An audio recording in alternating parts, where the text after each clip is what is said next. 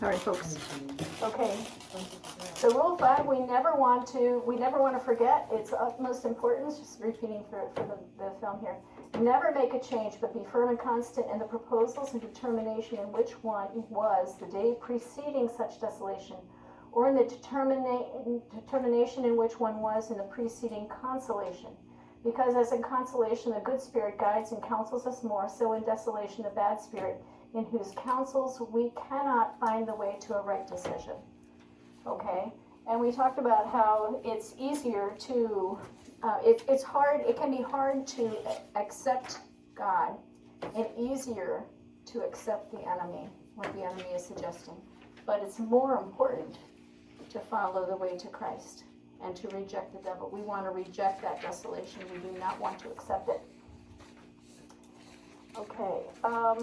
Ignatius knows that it's how it is with accepting God's way and rejecting the devil. So he helps us to do what we need to grow closer to God. Oops.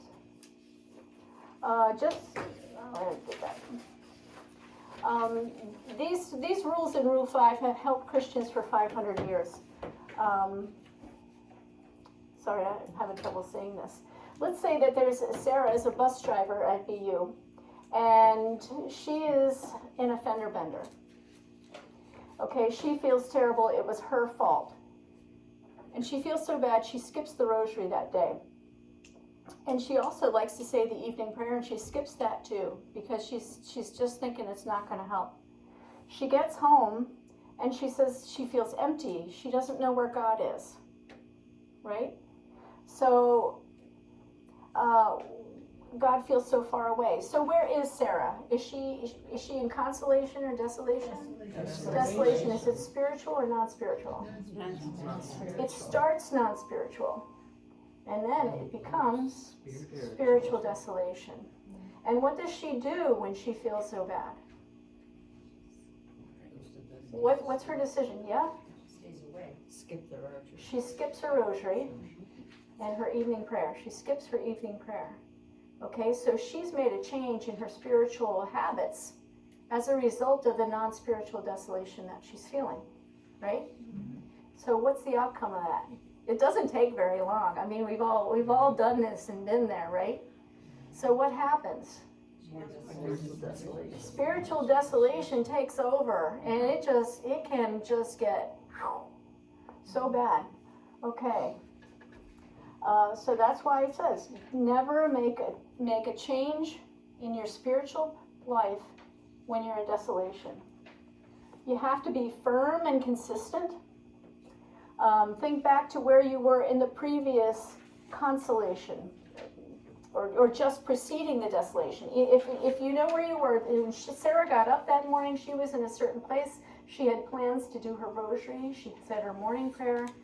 And so that's where she was before her accident. She gets in the accident with a bus. It's a fender bender. And then she changes. Okay? So it was a definite change in her behavior. If she couldn't remember, let's say different circumstances. Let's say Sarah had been sick, been in international travel, and she'd been out of her routine, and she came back, and she's in desolation, and she can't remember, what happened to start this desolation. There's a trick. You can go back to when you were previously in consolation and say, what was my prayer pattern in consolation? Okay, sometimes, if your patterns are well established, it's easy to remember, but sometimes it can be harder. Just think back to where you were in consolation and pick up that pattern that you were in then and do it then. So either in desolation, you want to go before desolation, or if you can't remember that, you go back to when you were last in consolation, to the spiritual practices you were in then. Okay? Let's say that Sarah acknowledges that she could be in depression. Okay? So, this could be a long stand. This could be the straw that broke the camel's back for Sarah. She's really hurting. So she calls her therapist, and she says to her therapist, I think I should transfer to another university. This one's not working. What do you think the therapist is going to say to her? You're crazy. Say, hopefully she's not going to say you're crazy, okay? But the therapist is going to say, why don't we wait and let's get through this part first, and then we can consider what you want to do from there. That's what any therapist would say who's worth their salt. So it's Rule 5. That therapist is enforcing Rule 5. Okay, now let's say that Melanie has a difficult conversation with her college-age daughter. After this conversation that goes so poorly, she can't sleep at night. She can't sleep that night at all. She's so upset. And when the alarm goes off, she's exhausted. And she said, you know, she usually gets up and goes to 6:45 Mass here at St. James. I'm making this up, just so you know. And she says, you know, I'm exhausted. I'm just going to skip Mass today. I'm going to sleep instead. Get that extra hour of sleep. What's Melanie doing? She's taking a rest. Yeah, but what else is she doing? What is she changing? She's changing her spiritual pattern. Okay, so if you were on the phone with Melanie, what would you tell her? Get to Mass. Get to Mass. Get to Mass, because that is her spiritual pattern. This is not the time when you want to start skipping that. Okay? Kind of understandable that she'd want to sleep the extra hour. Who doesn't understand that? But that's what we got to do. Okay.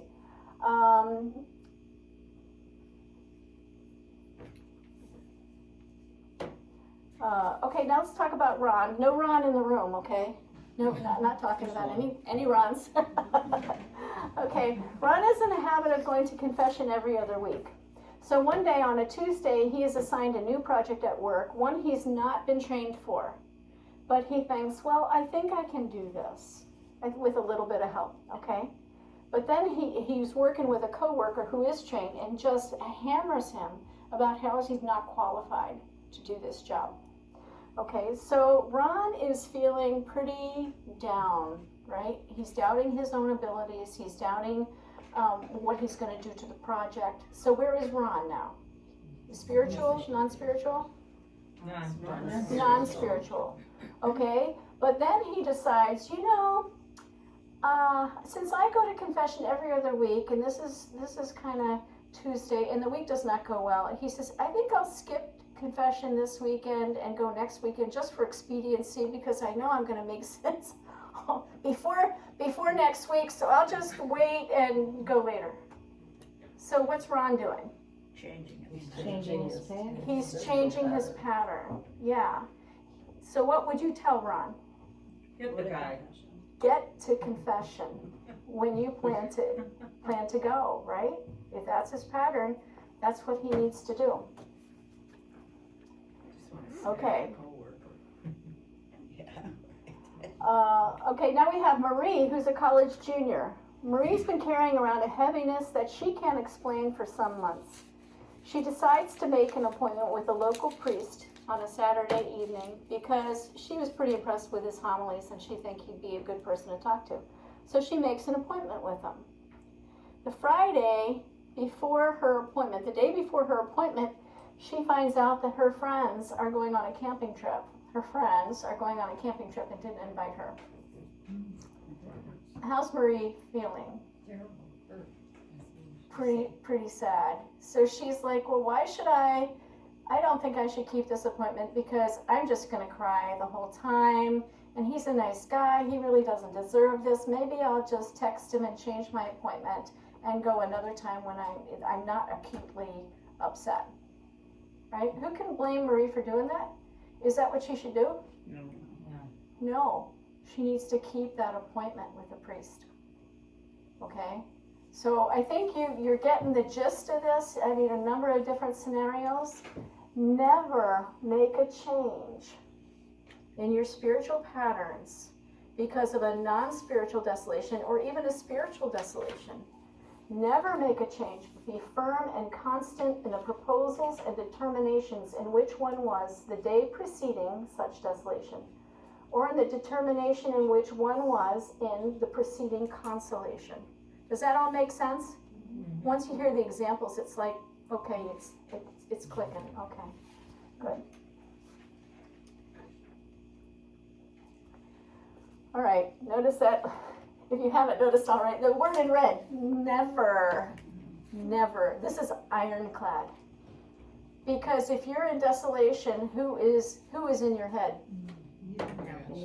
The enemy is in your head. Is he ever going to allow you to make the right decision? He's never going to do it. No. So that's why this is so important. And the enemy will claim that your previous plan was all wrong. Not only was it wrong, but you need to do something right now to fix it. I'm sure we've all been there. I need to make this change right now. I am so angry. I can't wait to just smack somebody verbally, right? So what, should you do that? No, because that's the enemy, right? He wants you to think it's what you were doing was all wrong and you need to do it this way, and it has to be done immediately. Otherwise, everything's going to be lost, and there are a lot of people who have made huge mistakes this way by acting right away from the promptings that they're getting when they're in desolation. Some people have made vocational changes in this frame of mind. I mean, big, big things they regret, decisions they may regret. Okay? Any Lord of the Rings fans in here? Oh man, I so love Lord of the Rings. Now, you might recall the time that Frodo and the Fellowship ended up in Lothlorien, the Elven city. How can you say those names so easily? I have read. Never figure out how to say most of them. I have read it, and my kids were such huge fans of Lord of the Rings. I've heard it, and we've watched it dozens of times. So yeah. So anyway, as they're getting ready to leave Lothlorien, the Elven Queen gives each one in the Fellowship a gift. Okay, like she gives Sam a rope. She gives Merry and Pippin a dagger. She gives the other guys a cloak. And for Frodo, anybody remember what she gives Frodo, those who watched it? She gives him a vial of light from their brightest elven star. And she says, this is a light for when all other lights go out. Okay? That's what Rule 5 is. Rule 5 is what you pull when everything is dark and you don't know where to turn. Okay? I love Lord of the Rings. I would love to. If anybody want to, I mean, there's only 2 Lord of the Rings fans here, but I would love to have a retreat based on Lord of the Rings. I have it planned in my head, actually. I almost haven't written it yet, but it's an amazing, it's a Catholic work. Did you know? It is. That's all Catholic. I mean, and I was like, how can it be Catholic if they don't even mention God? It's so Catholic. It's amazing. I love Tolkien. Okay. Rule 6, here we are. Although in desolation, we should not change our proposals. It is very advantageous to change ourselves intensely against the desolation itself, as by insisting upon prayer, meditation, upon much examination, and upon extending ourselves in some suitable way of doing penance. Okay, so although we should never change our spiritual patterns in desolation, we can change ourselves, okay, without changing our spiritual patterns, okay? So it almost seems like it's the opposite. I mean, it seems contrary to 5, but it's not. So we're going to explain what that means, okay? Rule 6 talks about what we should change. You take them together and their meanings are complete. We are never called to passively endure desolations. Okay, we said that earlier, that a desolation is not when you lost the war, it's the battle. The desolations, you're in the battle, okay? And these are the tools you use to fight that desolation and to reject it and find your way back.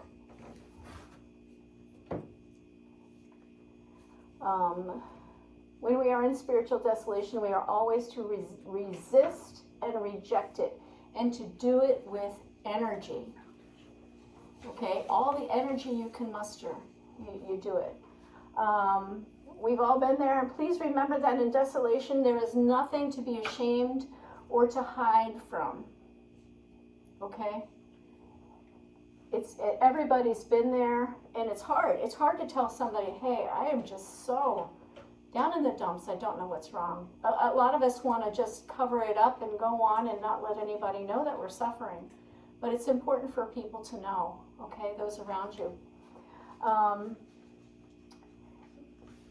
Someone might think others who go to daily mass are always so faithful and happy. I go, but I almost never feel that way. I always feel that I have a heavy heart. In the next life, I'll feel it, but for me, life can be such a burden. I mean, how awful would that be? God does not want us to accept this desolation like that passively. Okay, that's what this person was doing.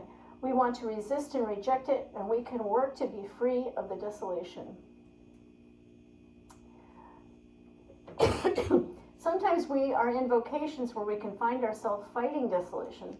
A mother and a father with young children, I mean, that can be hard. I mean, I remember one time my girls were in bunk beds and the older one was sick and she leaned out the bunk bed and threw up all over her sister in the bottom bunk. I mean, really, in the middle of 3 a.m, and guess what you gotta do at 3 a.m? You're cleaning up. I mean, that's a burden. That is a cross. So we have to accept those crosses, understand that they're crosses. I mean, everybody's got a cross that they have in there. I mean, some adult people have children like mine who are not practicing. I mean, that is such a cross for me, but I can't lose hope. I'm like, God's not done with them yet. And we have to keep that hope, okay? Those are crosses. And Jesus told us the cross would be a part of our daily discipleship.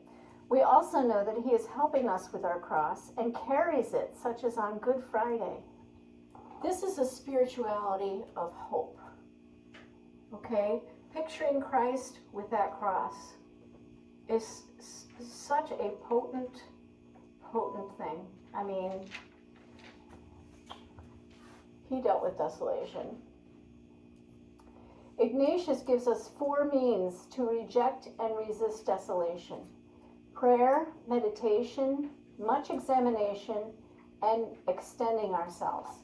And Ignatius says, if you've done those 4 things already and you're not better, then do more of those. You're not doing enough. Okay, so that's changing ourselves in response to this desolation we're in. That's fighting the desolation. Okay? The prayer is your first line of defense.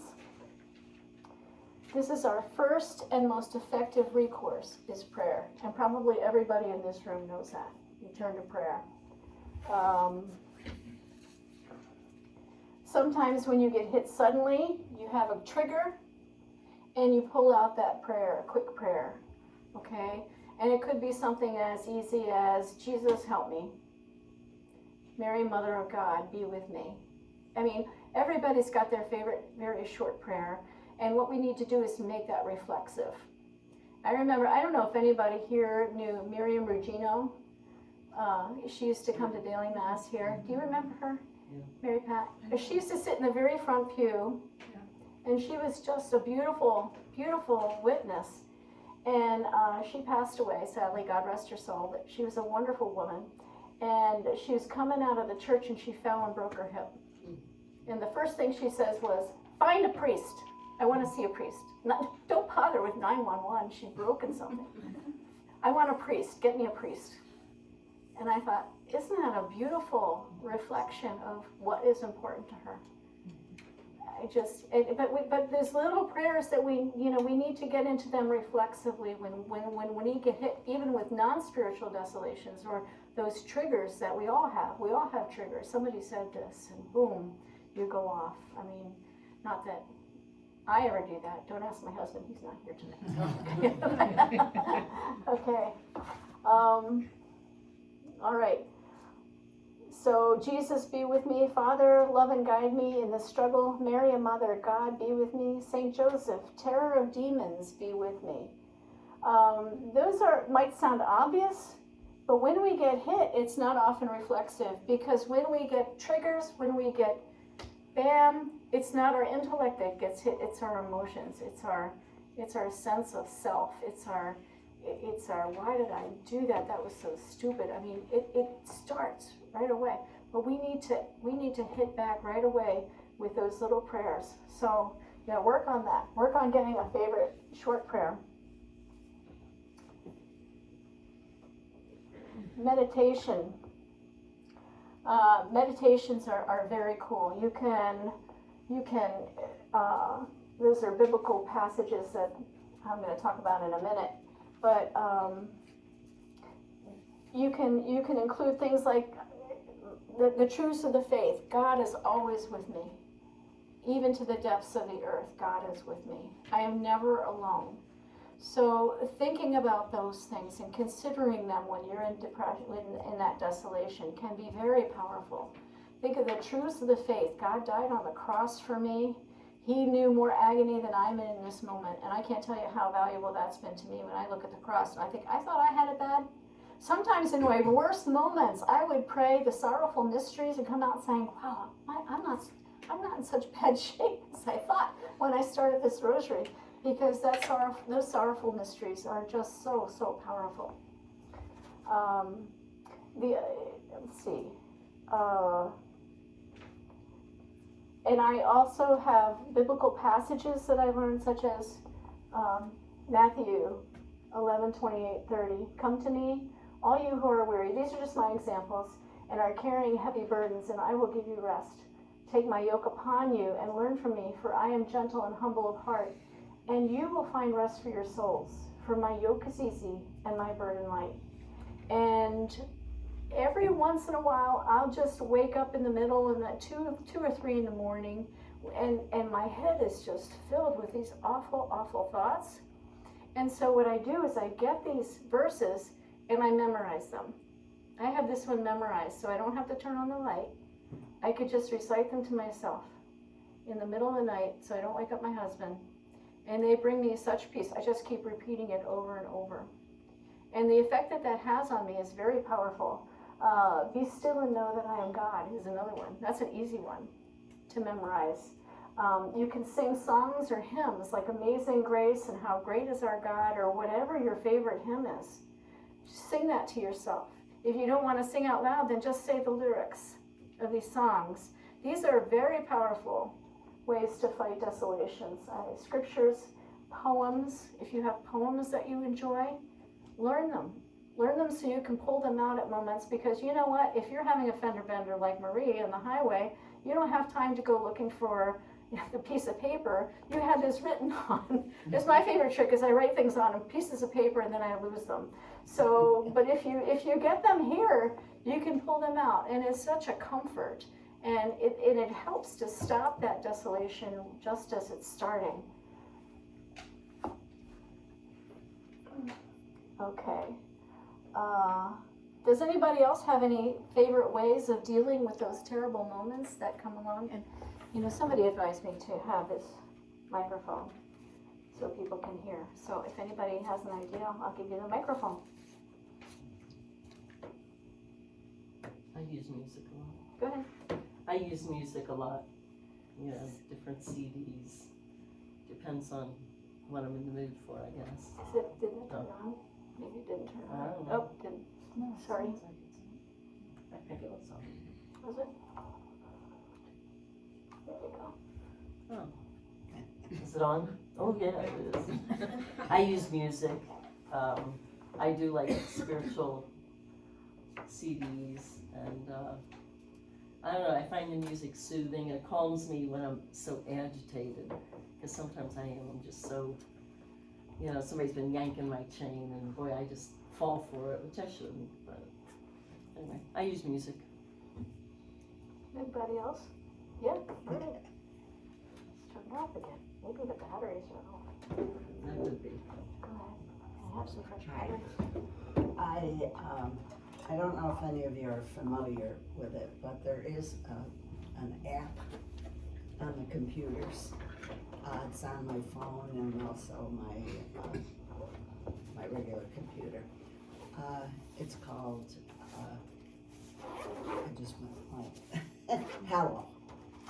Has anybody ever Hallow. heard of Hallow? Hallow, yeah, Which Hallow's is a a great app. Catholic, spiritual app, really, and it's loaded with, prayers and music and homilies and everything you could possibly imagine. And, I use that a lot.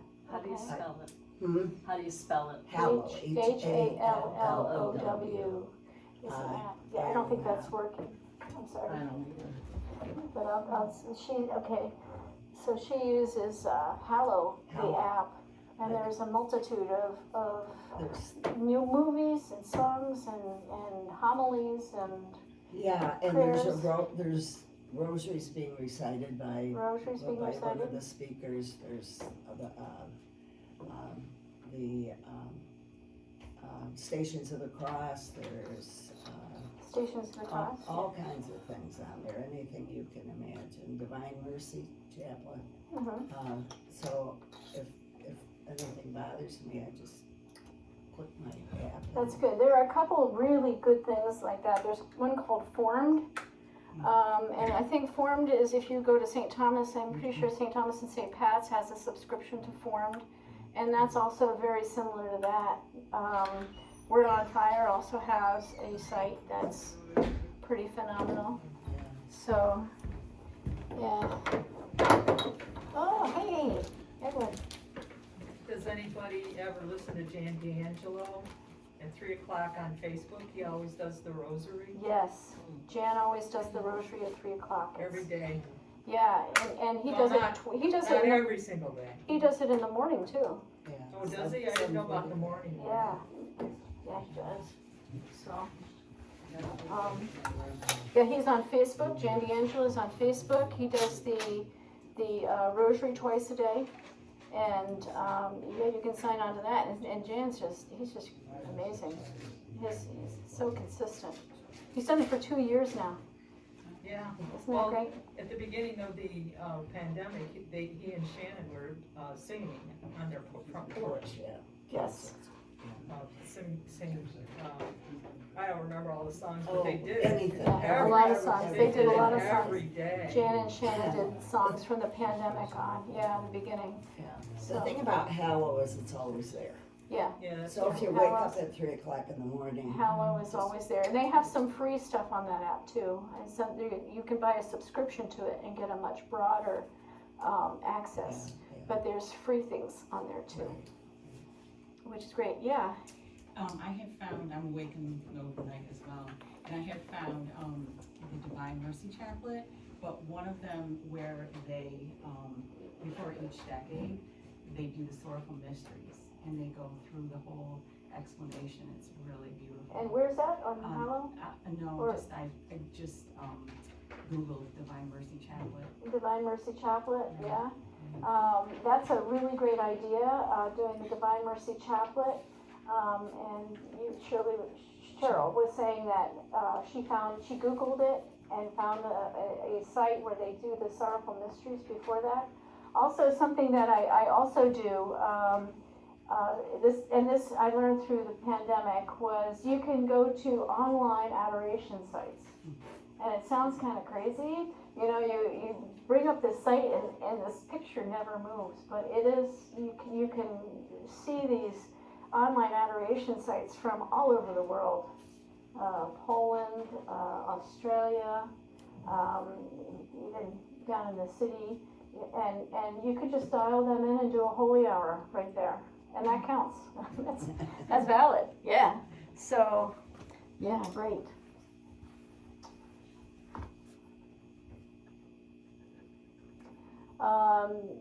Another thing you might do is consider how God has been faithful in the past to you. When you're in those desolation, remember that time that I was just in the depths and God came through for me. And a lot of times you can look back and see God's fingerprints, I call them.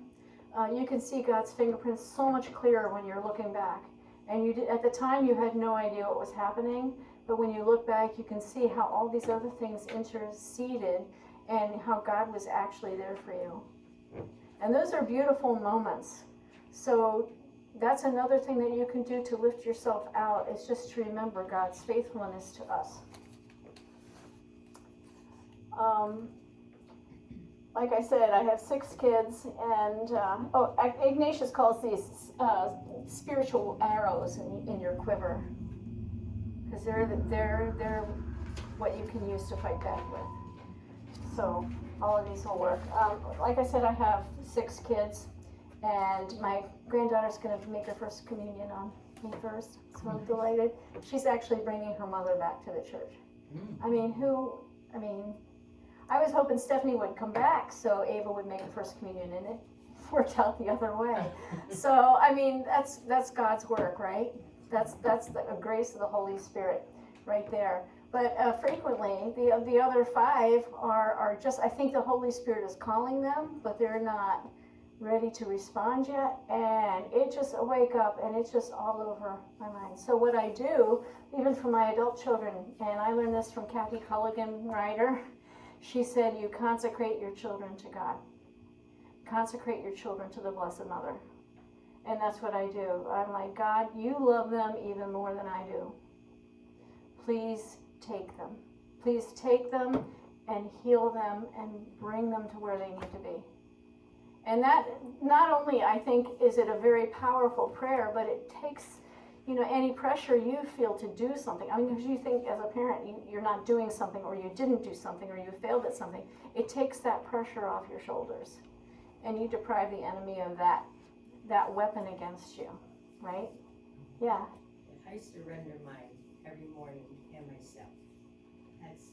I don't use the word consecrate, but every morning. Every morning, Mary surrenders herself and her family, My children.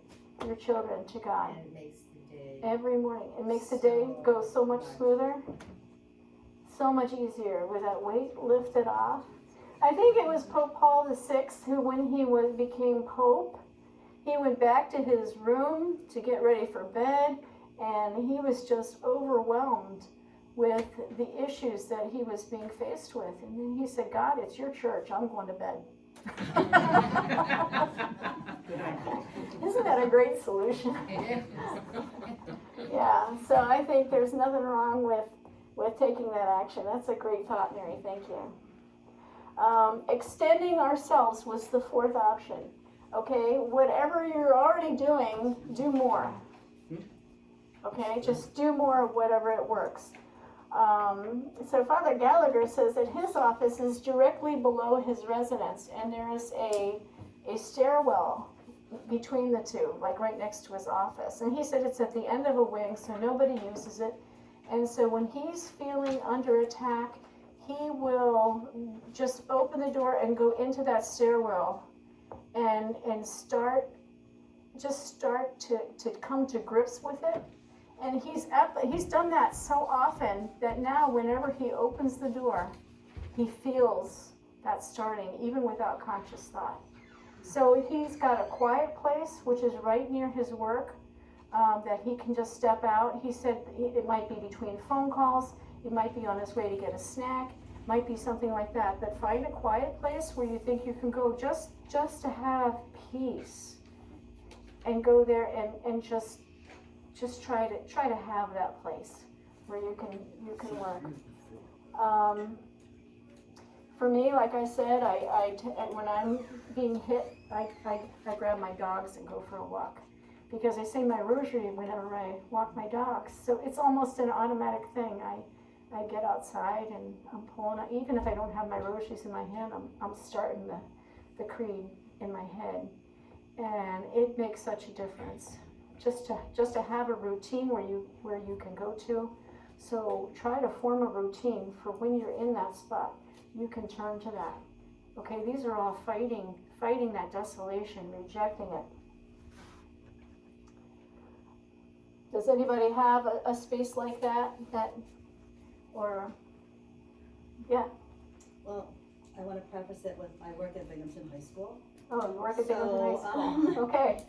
When it gets to be too much, I go out when I go into my car in the parking lot and I turn on, I have Sirius radio. Yeah. And there's a station called The Message, which Uh-huh. is a Christian station. I listen to that, yeah. And it's just so uplifting, like I could just be on the verge of tears and I put that on and a song that I need will come on. Yep. And it just fuels me and I can go back in and deal with the rest of the day. That's beautiful. What's your name again? Michelle. Michelle, okay, sorry. That's okay. Michelle says that she works at Binghamton High School, and it's for the people who can hear, because Dottie told me that that we weren't hearing the questions very well. So when she feels overwhelmed, she goes out to her car, and she has Sirius XM, which I do, and there's a station called Message. Is it 129, I think?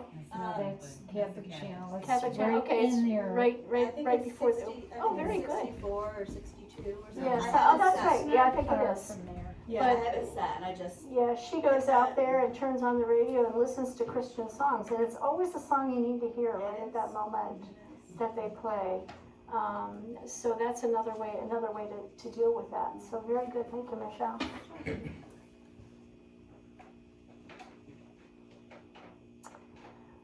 Okay, so before we learned this trick, what did we usually do when we were hit with desolation? What does a typical person do when they hit desolation, when they get desolate?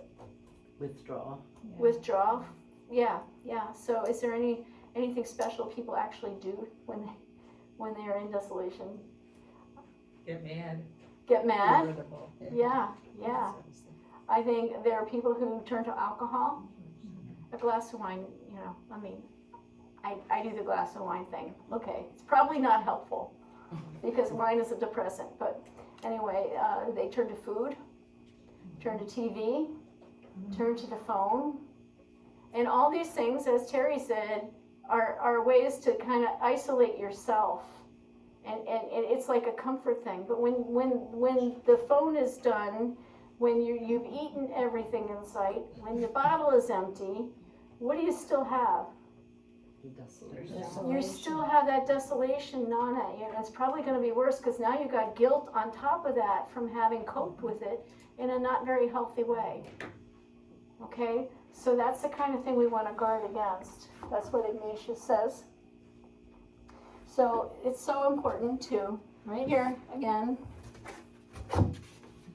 be aware of how and what you're feeling, understand what is happening to you, and then take action. Rules 5 and 6 right here. Okay? This is paramount. This is just so important. Okay?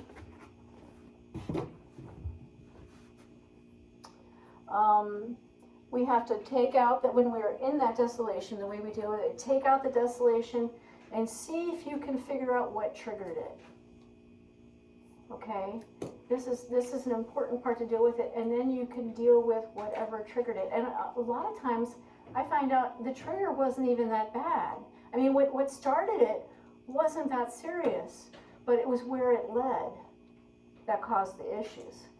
I mean, but if you're faced with something like you just got a results of a biopsy and it's not good, okay, that's pretty serious. So, but you got to take action about that. Call the doctor, make the appointments, start the research, do something positive to address that thing. And but a lot of times I find it's somebody said something that hurt my feelings. Just like, yeah, I feel really kind of wimpy saying that. But sometimes, it's a trigger. Somebody said a trigger, and it brought me back to a bad memory or something like that. And boy, I'm just gone. And then I reach back, I'm like, well, wait, they just said that. They didn't really mean that. Or if they did mean that, then what am I going to do about that? Because that's a problem. That was inappropriate. But it's not me that was inappropriate. It was this. You know what I'm saying? Just take it apart, that trigger, if you can find the trigger. The other thing that Ignatius does not mention is telling people or letting people know that you're here and asking them to pray for you. There was a time when I woke up and I was just, we were in Europe and I had gotten a phone call from my daughter with some really upsetting news. And I was like, okay, there's nothing I can do from here. I'm okay. And I woke up the next morning and I was just like, phew, I was down there and I could not hear anything that went on that day. I forgot breakfast. I just couldn't think. And we were with a priest, a friend of mine, and he said, "What's wrong?" And I told him, and he said, "Okay." And then he had Mass, and half an hour after Mass, I was like, great. So I went up to him and I said, "Did you pray for me? Because it's gone. I feel great." He said, "Yeah, I offered Mass for you." Half an hour. I was pulled from the depths, and it was gone. It was gone. So don't be afraid to ask people to pray for you and with you, okay? Because that itself is very powerful also, okay? The other thing you can do is talk to a spiritual director, or if it's another, you can find a therapist if it's something very serious to help you deal with it. And there are Christian therapists too who you can find. But even just a regular therapist can help with the non-spiritual desolation part. So, or you can go on a retreat. Okay, we're going to consider Josiah here. Josiah is very spiritual. He has daily spiritual habits. One morning on his subway ride, he felt down. He started to read scripture, as he usually did, but he soon put it away. The morning dragged on, and even his co-workers noticed and asked if he was okay. So where is Josiah? What's he experiencing? Desolation. We don't know why yet, right? During lunch, he decides to skip his usual lunch routine and leave his friends and go to where it would be spiritually unhealthy for his break. So be aware, right? He's not even aware that he's feeling this way. First one is be aware. So on his way to this alternate destination, he stops. He recognizes that he's not himself. So he's aware that he's not himself. Because he's being pulled to these low and earthly things, to the unhealthy spiritual place he's on his way to. And he stops. And so which rule would that be? Which rule was he breaking? Changing his routine. 5, he's changing his routine. Right, 5. So he doesn't want to do that. So then he's thinking, he doesn't really want to join that crowd at this other place, so why is he going there? He's questioning his motivation. So then he tries to understand, why is he feeling this desolation? And he remembers that morning, his wife pushed a trigger button on him, and he reacted. And he said something sharp to her, and his son was watching. And he just grabbed his coat and walked out. That didn't even trigger on him. He didn't even understand. He wasn't thinking about that when he left the house. It was just one of those things. But was it wearing on him? Yes, it was. So he said, that was his non-spiritual desolation that was progressing into spiritual desolation, right? So he says, he decides to do some things to address this, to fight it. So the first thing he does is he says a quick prayer to God for guidance, okay? The second thing he does is he calls his wife and he apologizes. And by the end of that phone call, he can hear the joy coming back in her voice because he struck out at her. The third thing he does is he decides to talk to his son when he gets home that day. And the fourth thing he does is he picks up his prayer routine again and starts praying as he walks back to join his buddies for lunch like he usually does. So we can walk back when we're struck like that. That's him taking action to fight the desolation. And he's going to be okay, right? You can see that he's doing all the right stuff to address his desolation.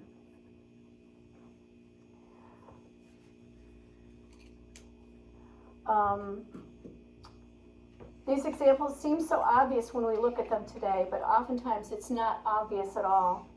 We have to understand, take action, be aware, understand, take action. Father Gallagher says when he notices that heaviness of heart, he stops at the first opportunity between the phone calls and walks down the hall and into that landing and just starting that process, just opening that door and doing something anything to address it often lightens that burden, even just a little bit, okay? The one thing he notices is that it's not gonna get worse if he starts to address it. He'll stop that progress of the desolation right there. Once he's aware, understands, and takes action. He just opening the door and walking in, he's stopping the progression of the desolation. Okay, now let's say it's somebody like Michelle over here who's in school. She's in the middle of the classroom and something devastating happened. She's almost in tears. She can't take off for the hallway. She's in a class full of kids. So what does she do? She takes that and you park that. You park that hurt. You park that trigger somewhere and say, okay, I'm going to address this trigger when I can address it. Until it's time to go out to your car and turn on the radio and listen to some Christian music, right? That's what you do. And that's another great way to cope with it. But just knowing that she will deal with it later will often even just that has helped, right? Right.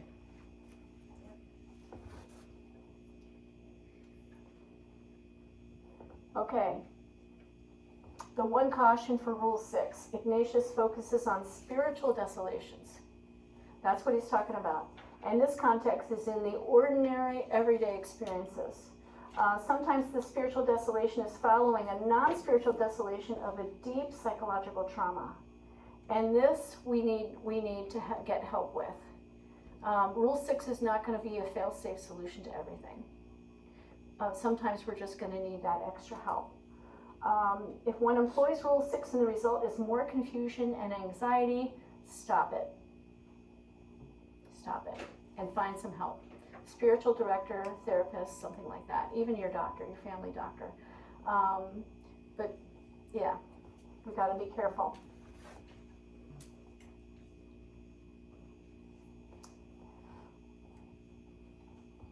Suitable gestures of penance is another way, okay?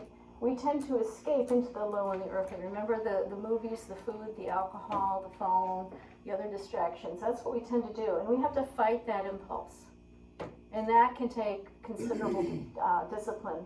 We can do penance as a result of this desolation, and that makes the enemy unhappy. And typically what I do for penance, when I feel like the devil's on my back, I offer it up for the nearest priest. And say, strengthen this priest, because I know that's going to make him bad. I know that's not what the enemy wants. And I'm like, I'm going to turn it around on you, and I'm going to strengthen this priest right here. Stay a little longer at adoration. Sometimes we go to adoration, and it's hard to sit the whole hour, and you're fighting it, and you're like, I want to go. I think I'll leave. You stay not only the hour, but an extra 5 minutes. You stay even longer at adoration. Okay, turn away from the fridge. When you're tempted to tackle the fridge and you know that cheesecake's sitting there waiting with your name on it, that's when it's hard to say, I'm not going to do it. Okay, so turn away from the fridge. Set your timer for 15 minutes and stay away from the fridge for 15 minutes. And by the end of the 15 minutes, a lot of times that impulse to indulge will be gone. Okay, and any other small gesture will help. So any other form of penance. I find helping people, volunteering is so helpful. Thinking of others, doing something for others is so helpful. Even praying for others, offering up your suffering for somebody else. It just helps. Oops, I'm not on Zoom tonight. All right, anybody have any questions about the rules 5 or rule 6? Nobody? Pretty clear? I must explain them really well then, huh? I guess so. I must have done a great job explaining rules 5 and 6. But these rules are these are like the crux of the whole fighting desolation. We will learn more suggestions through the other weeks. And on the last week, we're going to learn the examine, which is the way to put this into daily use. The way to, and so we hope that will be good. So how about if we close with a prayer? We'll pray for, how about, I don't know, wait, who wants to volunteer a prayer? Any prayer we should say? I think the Ukraine still needs more prayer. All right, how about 3 Hail Marys for the Ukraine? Sound good? Father, Son, and Holy Spirit, amen. Hail Mary, full of grace, the Lord is with thee. Blessed art thou among women, and blessed is the fruit of thy womb, Jesus. Holy Mary, Mother of God, pray for us sinners, now and at the hour of our death, amen. Hail Mary, full of grace, the Lord is with thee. Blessed art thou among women, and blessed is the fruit of thy womb, Jesus. Holy Mary, Mother of God, pray for us sinners, now and at the hour of our death, amen. Hail Mary, full of grace, the Lord is with thee. Blessed art thou among women, and blessed is the fruit of thy womb, Jesus. Holy Mary, Mother of God, pray for us sinners, now and at the hour of our death, amen. Father, Son, and Holy Spirit, amen. God help the Ukraine. Okay, well, I do have some books here. I have extra books that I got the ones people ordered, and I also have some extras. So if anybody didn't order one and you want a book, I think the cost came out to like $21.50. So we did get a discount. I got 10. So yeah, help yourself. And there's an envelope there. And yeah, I guess that's good. Anybody's good? We'll see you next week. Thank Okay.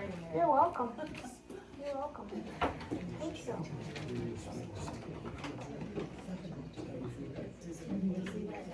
You can teach your shit.